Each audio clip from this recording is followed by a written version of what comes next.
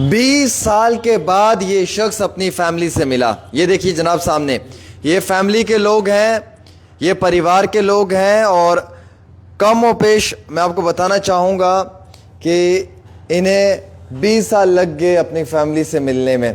20 साल इन्हें कैद करके रखा हुआ था, 20 साल तक इन पे जुल्म हुआ और 20 साल तक एक शख्स ने उत्तराखंड के अंदर इन्हें जो अपने घर में काम करने के लिए बंद करके रखा था। सादिक भाई इस पूरे केस में इन्वॉल्व हैं। इनकी बदौलत ये शख्स अपने परिवार से मिल पाया। सादिक भाई ने इस शख्स को रेस्क्यू किया है उत्तराखंड से और 20 साल यानी कि 22 साल के बाद आज परिवार से मिलाया है।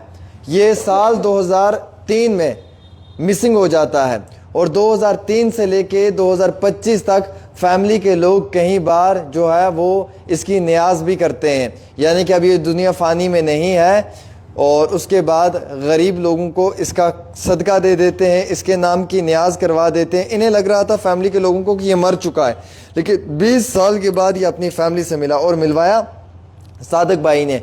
और ये उत्तराखंड के अंदर एक घर में जो है वो कैद करके रखा हुआ था। एक शख्स ने अपने वहाँ पे इससे काम करवाया जाता था, गोबर वगैरह उठवाया जाता था, बाकी काम शाम करवाया जा रहा था। और ये बुज़ुर्ग हैं, इनके ये बड़े भाई हैं और उसके बाद ये वाले जो हैं ये छोटे भाई हैं और वो बाकी परिवार के लोग हैं। सादिक भाई से भी बात करेंगे, इन बुज़ुर्ग से भी बात करेंगे। सादिक भाई 20 साल के बाद ये अपनी फैमिली से मिले हैं, 20 साल तक इन्हें कैद में रखा हुआ था, क्यों, ऐसा क्या था, कहाँ पे ये फंसे हुए थे? बहुत बहुत शुक्रिया आमिर भाई। देखिए मुझे भी इस बात का इल्म नहीं था कि 20 साल से या 22 साल से एक बंदा मिसिंग है हमारे जम्मू कश्मीर से। मैं पहले इसका एड्रेस बता दूं, ये डिस्ट्रिक्ट उधमपुर, तहसील रामनगर और जोफड़ एक इलाका है, वहाँ का रहने वाला है। ये एक फैमिली गरीब थी, वो थोड़ा गरीबी का ज़माना था। उस टाइम क्या करते थे लोग, अपने बच्चों को किसी के घर पे काम करने के लिए छोड़ते थे या इधर उधर, और उसी तरह से इसके बुज़ुर्गों ने इसको काम करने के लिए जम्मू में छोड़ा था। यहाँ पे ये काम करता था, अपनी कहीं बांजी भतीजी के घर चला जाता था, रात गुजारता होगा और महीने 2 महीने के बाद घर जाता होगा। उसी बीच में क्या हुआ कि ये यहाँ से रेलवे स्टेशन की तरफ कहीं जा रहा था, जो इसकी स्टेटमेंट है, जो इसकी फैमिली की स्टेटमेंट है, तो ये रेलवे स्टेशन से गुम हो जाता है और उस दिन से लेके आज तक ये मिला ही नहीं। 2025 गुजर गया। ये लोग हर साल इसकी फातियाँ वगैरह, ख़त्म शरीफ, न्याज वगैरह और इसका सदका वगैरह निकालते थे। इनको लगता था मर गया हुआ है, कोई पता ही नहीं था। अब होता क्या है, मैं यहाँ तक कैसे पहुँचा। 3 साल पहले एक पुंछ के मौलवी साहब, वो जाते हैं चंदा करने के लिए उत्तराखंड। वो कहीं वहाँ कलियर शरीफ गए थे, वहाँ से आते आते चंदा करते करते आ गए, तो उनको कहीं इनके साथ मुलाकात हो गई। इसने कहा कि यार मैं जम्मू कश्मीर का हूँ, मेरे बाप का नाम अलफदीन है, मेरे भाई का नाम यूनस है, बाकी इसको कुछ भी नहीं पता था। माँ का नाम भी बताया इसने। तो मेरा देखना, कोई अगर मेरी कब्र जो है, मेरी कोई ख्वाहिश नहीं, मेरी कब्र जो है अपने इलाके में हो जाए, बस इतनी मेरी ख्वाहिश है। वो मौलवी बेचारा एक घर से दूसरे घर में उसको याद भूल गया। लास्ट ईयर मौलवी दोबारा गया उसी घर पे, मौलवी को फिर इसने वही सेम बात रिपीट करी। अब बात कहाँ से स्टार्ट होती है, जो पहला रमज़ान इस 2 तारीख को मौलवी दोबारा चंदा करने चला जाता है। मौलवी को ये बताता कि अल्लाह का वास्ता एक काम बताया, 3 साल का। मौलवी की भी दिमाग की घंटी खड़की है। 3 साल से बंदा एक ही चीज़, वो थोड़ा एबनॉर्मल भी है ना, कि एक ही चीज़ बोल रहा है, कुछ ना कुछ है। मौलवी साहब कहीं से नंबर अरेंज करते हैं, वो हमें कॉल करते हैं कि जनाब ऐसे ऐसे बंदा है, उसको ट्रेस करो, कोई है इलाके में। तो मैं फ्री बैठा हुआ था, तो मैंने भी वो काम थोड़ा सा जिम्मेवारी से उसको करने पे चला गया। मैंने क्या किया, मैंने इनको, इसकी फैमिली को ढूंढते ढूंढते मुझे 8 दिन लग गए। 8 दिन के बाद इनके बड़े भाई साहब जो यूनस जी, इनके साथ मेरी मुलाकात हुई, फ़ोन पे बात हुई और इनको मैंने पूछा कि भाई साहब आपका कोई भाई है, मोहम्मद दीन उर्फ मम्मी? बोलते हाँ बिल्कुल है, लेकिन वो इस दुनिया में नहीं है। मैंने बोला कहाँ है? बोलते पता नहीं, वो गुम हो गया था। मैंने वो लाश मिली थी? बोलते नहीं मिली, आज तक पता ही कुछ नहीं चला, लेकिन ये कि हम ख़त्म वगैरह उसका हर साल पढ़ा देते हैं। मैंने इनको बोला आपका बंदा जिंदा है, आपका भाई जिंदा है, आप उसको लाना चाहते हो? ये है बिल्कुल। कि बोलते, वो हैरान रह गए, मतलब पाँव तले ज़मीन खिंचेगी। बोलते सादिक तू क्या बोल रहा है, हमारा भाई जिंदा है? मैंने बोला बिल्कुल जिंदा है। तो ये रात को ही निकले जनाब, सुबह सहरी के टाइम मेरे पास पहुंच गए और हम शाम को यहाँ अफ्तारी करके हम निकल चले उत्तराखंड की तरफ। हम दूसरे दिन सुबह उत्तराखंड पहुंचे। जैसे ही हमने इसको देखा तो ये गले लगे, इतना रोए आपस में मिल के। लोगों को दिखाना के लोग इतना रोए, ये भाई थे, इतना रोए कि यही मेरा भाई है। और हमने वहाँ पे रिक्वेस्ट करी, हम 2-4 लोग गए थे, हमने रिक्वेस्ट करी प्रधान जी को, जिनका नाम दिलशाद अहमद है, कि प्रधान जी हमारा आदमी है, दे दीजिए। उन्होंने बात हमारी मानी ही नहीं, इवन कि हमारे ऊपर उन्होंने हमला किया। धमकियां वगैरह, और 400 आदमी जमा कर लिया उन्होंने। हम थक हार के, हमारी कोई पेश नहीं चली वहाँ पे। उत्तराखंड में हमारा कौन था, हम 4 आदमी थे, वहाँ 400 आदमी था। और हमने फिर भी उसके साथ नंबर वंबर लेके, चलो जी हमारी बातचीत होती रहेगी, हम वहाँ से आ गए। फिर जब मैं जम्मू वापस आया, इसकी फिर मैंने इसकी फैमिली से ये पूछा कि मिसिंग रिपोर्ट कहीं करवाई थी? हाँ जी बिल्कुल करवाई थी। कहाँ पे करवाई थी? बागे बहू थाने में करवाई थी। ये बहू थाने में, बहू थाने से हमने मिसिंग रिपोर्ट निकाली। वो हमें 5 मिनट में मिसिंग रिपोर्ट निकाल के दी। मैं शुक्रगुजार हूँ SHO साहब का, विजय वर्मा जी का, जिन्होंने मतलब उन्होंने हमारा बहुत साथ दिया और उन्होंने बिल्कुल जिम्मेवारी के साथ इस केस को समझा। और उन्होंने 2 बंदे हमारे साथ भेजे पुलिस के, एक सांगड़ा साहब थे और रमन साहब थे, दोनों को भेजा कि ये टीम लेके जाओ, आप वहाँ के पुलिस से कॉन्टैक्ट करना और उनके थ्रू आप अपना बंदा रेस्क्यू करवा लेना। हम परसों रात को यहाँ से निकले थे, कल मॉर्निंग में हम वहाँ पहुँच गए थे। मॉर्निंग में जब हम पहुँचे तो सेम वही कहानी रिपीट हो गई। हमने इसको तो रेस्क्यू कर लिया पुलिस ने, लेकिन मैं फंस गया पीछे। मुझे भी पुलिस साथ ही किसी तरीके से उन्होंने रेस्क्यू करा, लेकिन 400 आदमी फिर से इकट्ठा हो गया। वो देना नहीं चाहते थे। अगर वो क्या करवा रहे थे इस पे? वो इससे गोबर उठाते थे, घर का काम करवाते थे। और ये देखो, इससे बड़े भाई 2 हैं, उनकी सेहत देखो और इसकी देखो, दांत एक भी नहीं रहा है। इसको जो खुराक दी गई है वो सिर्फ और सिर्फ जिंदा रहने के लिए दी गई है। ये खुद बताएगा कि कैसा खाना मिलता था। क्या नाम है आपका? मेरा मोहम्मद सैन। मोहम्मद सैन। मोहम्मद सैन, कितने साल हो गए? बहुत साल हो गए। बहुत साल हो गए। बहुत साल हो गए। क्या जुल्म करते थे आप पे?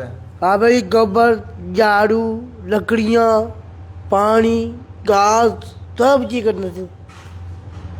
ये हाथों की क्या हालत हुई है ऐसे इतना जुल्म? है। तो इतने सालों से आपको उम्मीद थी आपके घर वाले आएंगे कभी? ना, कोई उम्मीद नहीं थी। मेरे को मैच नहीं थी। नहीं मैच थी ही नहीं। जब मामा मुक गए, खत्म हो गया, खत्म। कोई उम्मीद नहीं थी। मेरा कोई मैच नहीं थी। कैसे पहुंच गए वहां पे? वो झगड़ा हो गया था ना पहले झगड़ा हुआ था, फिर तुम भाग गए थे। अच्छा, ऐसे ही चले गए? हाँ। तो उत्तराखंड में इतने साल वहां पे काम किया, तो खाना शाना भी कुछ देते थे? नहीं ना, खाना खूना दिया रात का, बस रात का? रात का, और कुछ नहीं? और कुछ सिर्फ काम करवाते थे? काम जरा काम। नमाज पढ़ते थे ना? नमाज नहीं पढ़ते? नहीं पढ़ते थे ना, कुछ नहीं करने देते थे? कुछ नहीं। सिर्फ घर का गोबर शोबर उठाना। हाँ। आज फैमिली से मिले हो, क्या लगता है? कितनी खुशी है? खुशी है? खुशी आज है? खुशी है? हाँ। देखो ना, सादिक भाई ने आपको वापस लाया, हाँ। रेस्क्यू करके लाया है। नहीं तो मेरे को नहीं आने दिया ये। नहीं आना था? आनी चाहिए मेरे को। अच्छा, नहीं आने दे रहे थे? ना, हाँ, फिर इसने लाया जबरदस्ती? इसमें लाया गड्डी चाल के लाया। अच्छा, गड्डी में बिठा के हाँ, लाया? फिर पुलिस गई नाल। पुलिस नाल गई? हाँ, फंस जाए। देखो जी जनाब, ये देखो क्या हालात हैं। आपको मैं बताना चाहूँगा जनाब, कमो पेश शख्स को 20-25 साल हो चुके हैं और 20-25 साल से इसको जो है वो लोगों ने, वहाँ के ज़ालिमियों ने अपने कैद में रखा हुआ था। घर का काम करवाते थे इससे, कमो पेश छोटे मोटे जितने भी काम होते हैं, गोबर उठाना, लकड़ियाँ कटवाना, ये वो करवाते थे। लेकिन आज तकरीबन सादिक भाई ने 20-25 साल के बाद इसे रेस्क्यू करवाया, घर वापस लेकर आए हैं। आज आप अगर देखेंगे बहुत बुरी हालत है, इनके हाथ फटे हुए हैं, कमज़ोर हो चुके हैं, बहुत तबीयत ख़राब है इनकी। तो मैं ये मानता हूँ कि जनाब ये जुल्म था इन पे, जो जुल्म वहाँ पे उन्होंने किया उत्तराखंड के अंदर, और आज ये वापस लेकर आए। परिवार के लोग हैं। चाचा आप बताओ, आप यहाँ पे आओ। चाचा आप भाई हो, आप यहाँ पे आ जाओ। आओ यहाँ पे, आप इसके बड़े भाई हो ना? बड़े भाई हो ना? बड़े भाई है। अच्छा, आपने क्या सोचा था 25 साल? ये हमने सोचा ये है कि ये हमने जो अपना बार शार है इसका कर दिया, बहुत टूटा है। 20 साल हो गए, 25 साल हो गए इसको टूटने के लिए। हमने आप इसको मैच छोड़ दी। आपने मैच छोड़ दी? कोई मैच छोड़ दिए, ये किनारा हमारा पागा ख़त्म हो गया। फिर उसके बाद किनारा ये किना इसने टूंडे सादिक ने किनारे उन्हें जाके किनारे उधर पता किया। फिर उसने उधर से आया, आ गए मेरे घर पे किनारे। 15 दिन उसने ढूंढने के लिए लगा मेरा नंबर। फिर इसने बताया उधर से कि आपका भाई गवाचा है। फिर मेरा नाम लिया कि तेरा नाम क्या है? मैं क्या यूनुस। बाप का क्या नाम है? मैं क्या अल्फदीन। फिर इन्हें ढूंढा, उसने कहा आपका भाई उत्तराखंड में है, सुनया है। खैर उधर हम पहुंच नहीं है सकते है कैसे 25 साल से आप इसका क्या मरना खरना सब कर दिया सर 25 साल से आप इसका ये खत्म वगैरह पड़ा खत्म हो गया ये मर गया है हमने बसार छड़िया बहुत तलाश जी ये अल्लाह की रज़ा और मर्ज़ी के सिवा कुछ नहीं हो सकता, जिसे रब चाहे उसे कौन मार सकता है। 25 साल के बाद मिला है जनाब, मजाक नहीं है। मैं तो अप्रिशिएट करना चाहूँगा आपको, बहुत बहुत शुक्रिया आपका।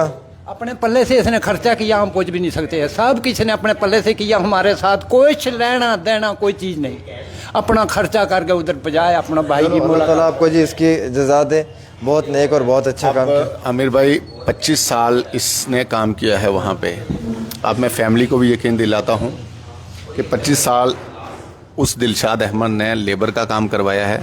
अब इंशाल्लाह हम आज से कार्रवाई स्टार्ट कर देंगे। मैं वकला हजरात से बात कर चुका हूँ रात को, आज हम फाइल तैयार कर देंगे, लेबर कोर्ट में जाएंगे और इसको पूरा 25 साल का हिसाब इस तक पहुँचाएंगे इंशाल्लाह। चलो बहुत अच्छा, हम चाहेंगे कि आप ऐसा काम करें। फ़िलहाल एक छोटी सी रिपोर्ट आमिर सुहेल के साथ, और 25 साल का जो हिसाब किताब है वो पूरा करना है जनाब। 25 साल से इस शख्स के साथ ये इस तरीके का जुल्म हुआ है जनाब। एक छोटी सी रिपोर्ट है आमिर सुहेल के साथ।